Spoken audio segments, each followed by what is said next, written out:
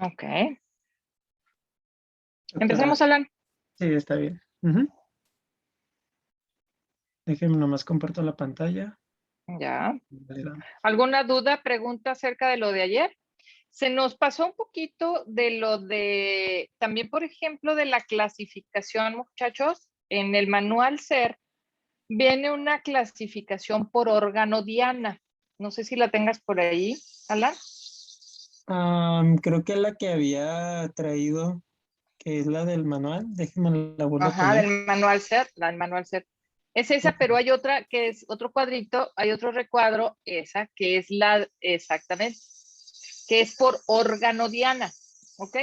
Órgano diana, ¿qué quiere decir? Que si es enfermedad ósea, pues definitivamente podemos tener problema, sobre todo, por ejemplo, en osteonecrosis, si es reumatismo de tejidos blandos o problemas de yuxtaarticulares, pues son las bursitis, etcétera.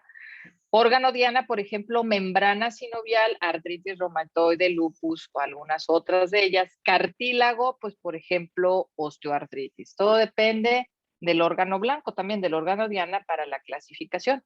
¿Correcto? Muy bien. Seguimos, Alan. Bueno, ahí sí me dicen si que me estoy trabando mucho por WhatsApp o por aquí, porque Si está un quieres, poco apaga la complicado. campaña, acaba tu pantalla para que agarres datos y no te trabes. ¿Ok? Perfecto. Bueno, Muy bien. buenas tardes a todos. Ya vamos a continuar todavía con la epidemiología. Nos quedamos con la epidemiología en México. Así, para ser muy conciso, se hizo lo que es un programa en 1980 propuesto por la OMS que se llama la COPCOR. La COPCOR no es nada más que un programa orientado a la comunidad para el control de las enfermedades reumáticas. En este caso, este fue el programa que se hizo para varios estudios aquí en México, que fueron los más importantes, tres, estos que les traigo. En 2002 fue el primero, uno que se hizo en la Ciudad de México con 2.470 personas.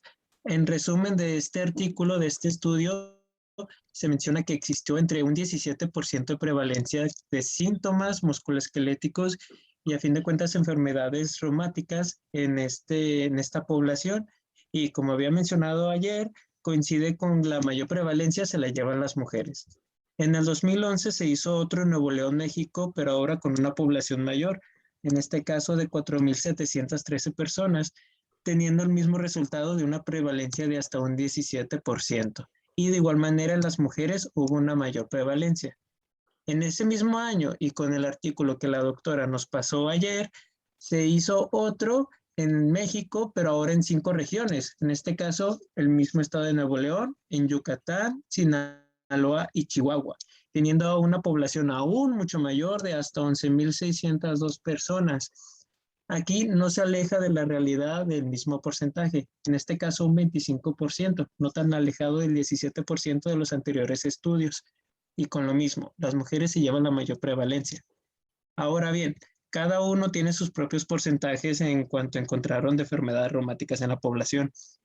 En todos, lo que va a predominar siempre va a ser la osteoartritis como enfermedad predominante reumática. En este caso, todavía estamos hablando de síntomas musculoesqueléticos, así que también se encontró una alta prevalencia de personas que padecían de dolor de espalda, no diagnosticándose una enfermedad reumática en sí.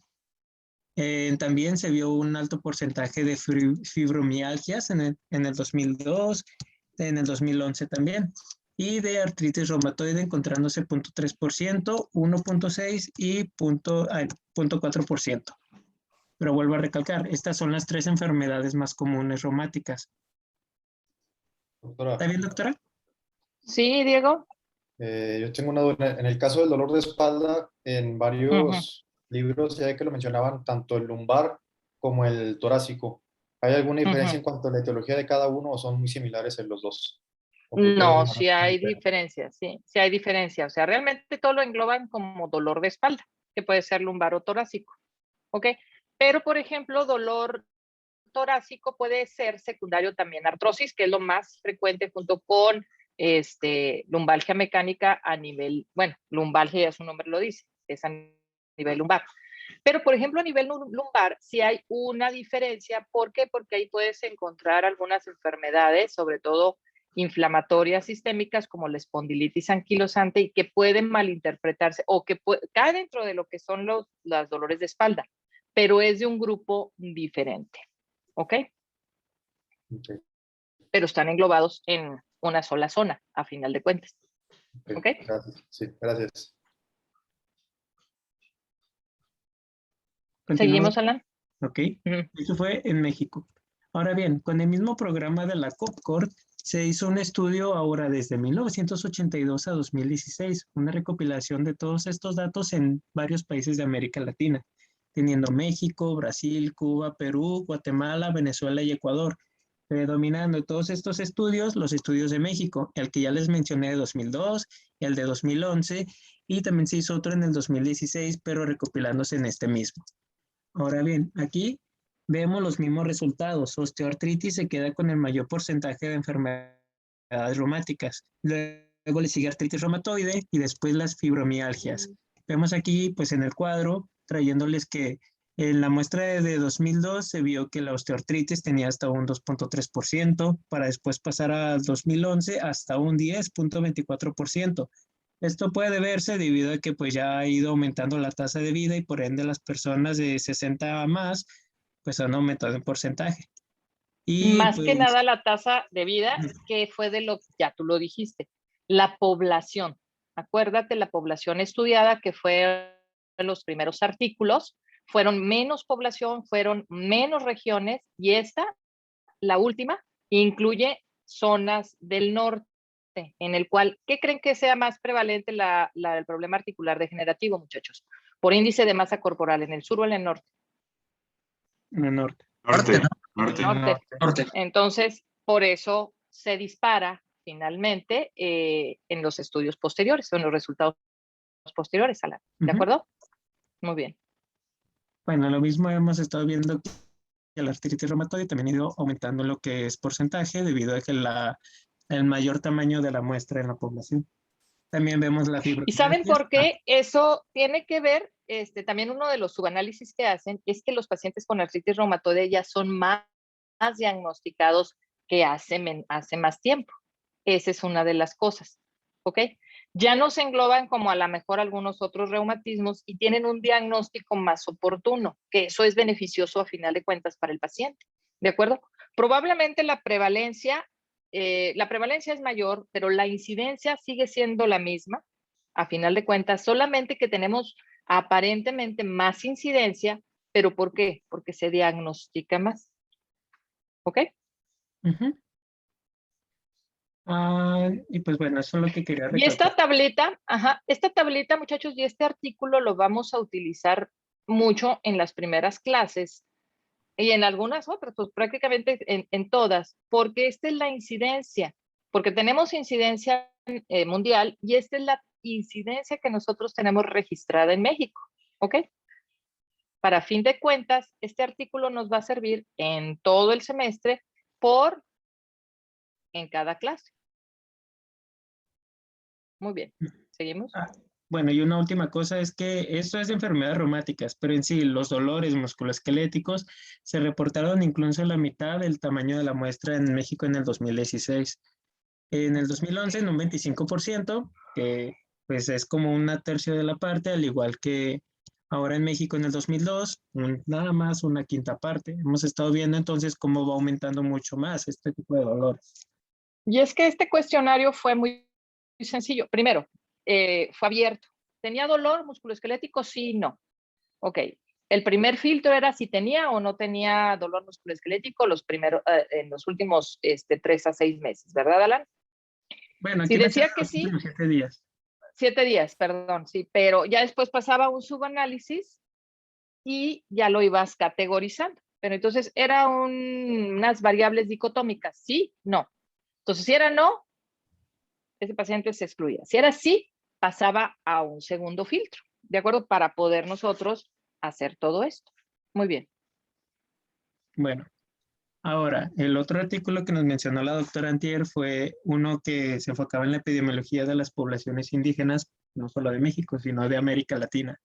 En este caso vemos que se describe, bueno, hubieron muestras de lo que son población maya, yucateca, en este caso también de mixtecos y chotales, y ya más en nuestra región lo que son los raramuris, que es de la Sierra Madre Occidental, alrededor de Chihuahua, Sonora, del norte. También se incluyó lo que son población indígena de Venezuela y de Argentina. En cada uno vemos lo mismo, que existe un alto porcentaje de pacientes con dolores musculoesqueléticos, teniendo que la población maya yucateca un 38%, los mixtecos incluso hasta un 45%, y los raramuris aquí algo que se me hizo muy raro es que solamente una quinta parte padeciera de estos dolores musculoesqueléticos, siendo parte del norte. Y Venezuela, Pareciera ser no que tuvieran menos, sino con los usos y costumbres de que estas comunidades suelen quejarse menos, a final de cuentas. ¿Ok? Y una limitante podrían ser también los dialectos, muchachos. Recuerden.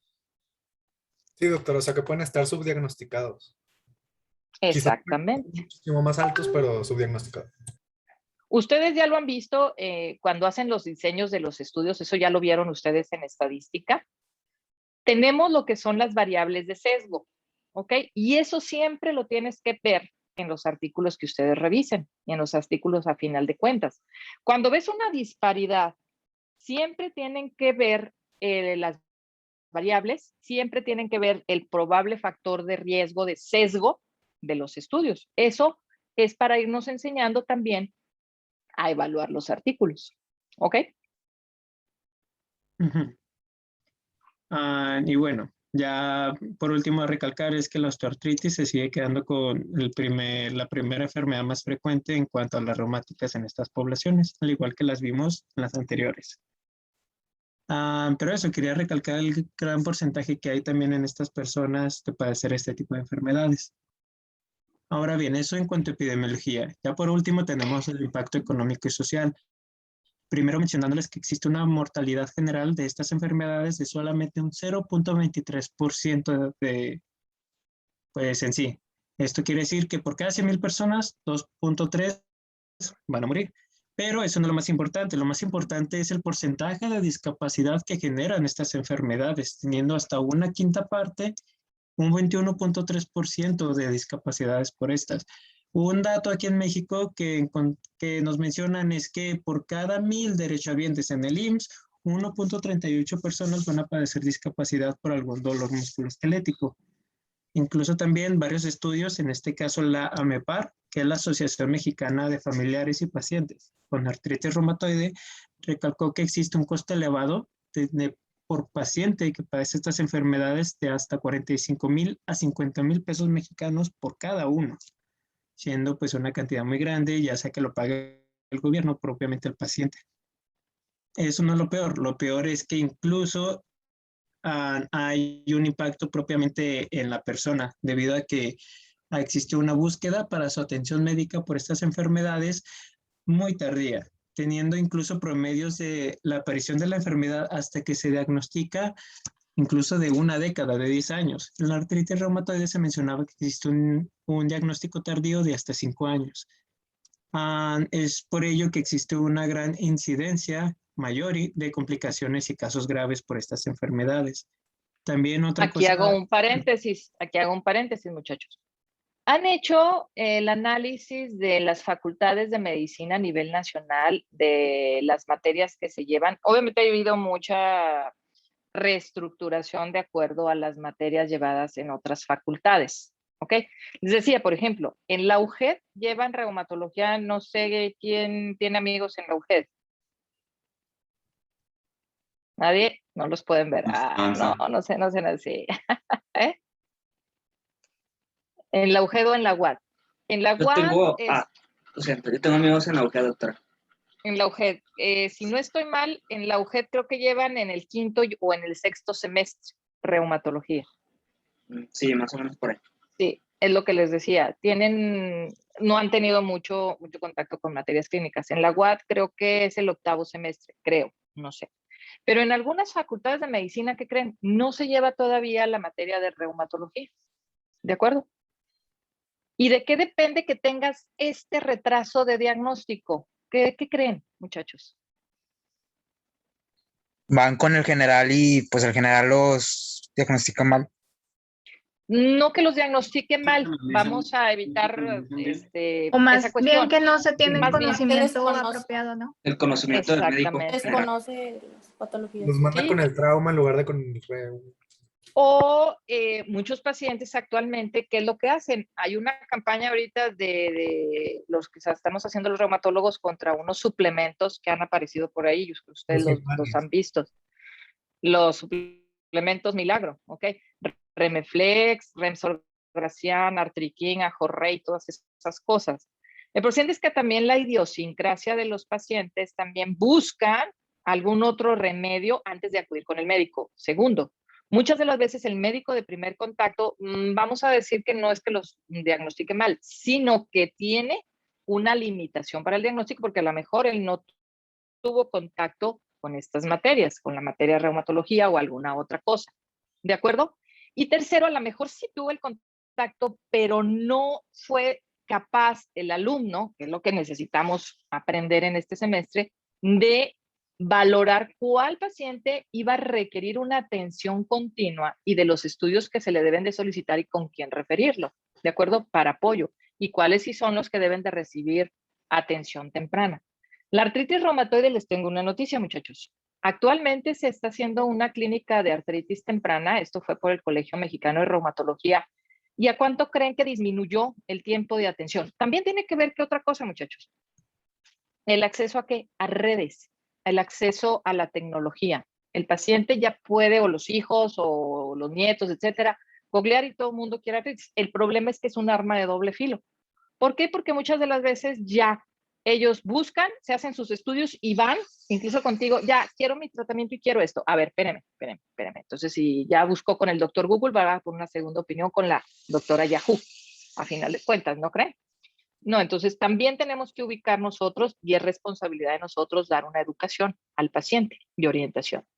Entonces, como les comentaba, muchas de las veces ya buscan la información, se ha cortado, como les digo, en las clínicas de artritis temprana y podemos llegar a hacer diagnóstico de los pacientes o ya referencia con el reumatólogo en menos de un año o dentro del primer año de inicio de la enfermedad, que es estupendo, ¿ok? Pero gracias a esto, que tenemos una mayor ventaja en el reconocimiento y sobre todo de podérselos enseñar a ustedes en la facultad. Todavía hay algunas facultades en el sur de México donde no llevan la materia de reumatología. Habría que ver, por ejemplo, hacer un análisis de cómo se llevan las materias en otras facultades, en otras universidades y compararlas con las nuestras. ¿Ok? Sería un buen motivo de estudio. Doctora, y por ejemplo en este caso, o sea, que supongamos, llega un paciente que ya se informó en Google o así, en Internet, y llega y te dice, no, pues yo tengo este estudio, tengo este supuesto diagnóstico, entonces, o sea, uno lo tiene que, bueno, ya me imagino que esto ya es parte del especialista, ¿se lo tiene que redirigir el estudio o cómo se aplicaría ahí? Muy bien. Por ejemplo, si el paciente, vamos, cuando ya veamos, ¿a quién tocó análisis de laboratorios? ¿Quién va a dar Constancia, mi doctora. Ok. Ahí vamos a verlo, Carlos. ¿Por qué? Porque, por ejemplo, hay muchos pacientes que les dicen, le duele una articulación y van y se hacen una proteína C reactiva o se hacen un factor reumatoide o se hacen una antistreptolicina, es el famoso perfil reumático. Y sucede que sale un factor reumatoide positivo, pero cualitativo. ¿Ok?